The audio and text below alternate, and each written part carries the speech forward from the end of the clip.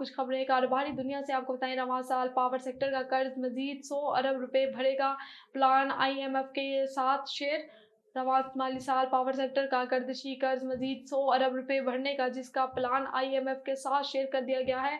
ज़राए के मुताबिक पावर सेक्टर का गर्दिशी कर्ज 2400 अरब रुपए से भर चुका है। जून 2025 तक बिजली के शोबे का गर्दिशी कर्ज 2550 अरब रुपए से तजावुज़ कर जाएगा। और अवैस लगानी ने बिजली की कीमतों के मौजूदा निज़ाम को नाकाबिले बर्दाश्त करार दे दिया।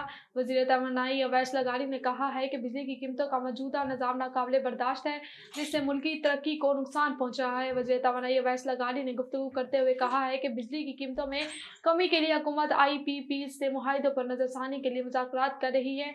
तमाम स्टेक होल्डर्स को कारोबारी समझौता किए बगैर जल्द रियायत फराहम करना होंगी। और पाकिस्तान से फलों की बरामदात में बड़ा इजाफा, वजारत तिजारत की रिपोर्ट। पाकिस्तान से फलों की बरामदात में बड़ा इजाफा, वजारत तिजारत ने तफसीलात कौमी असम्बली में पेश कर दी। वजारत तिजारत के मुताबिक 2022 और 23 के मुकाबले में 2023 और 24 के दौरान फलों की बरामदात में 18.9% इजाफा हुआ। माली साल 2022 और 23 में फलों की बरामदात 28 करोड़ डॉलर थी। माली साल 2023 और 24 में फलों की बरामदात 33 करोड़ 30 लाख डॉलर पर पहुँच गई।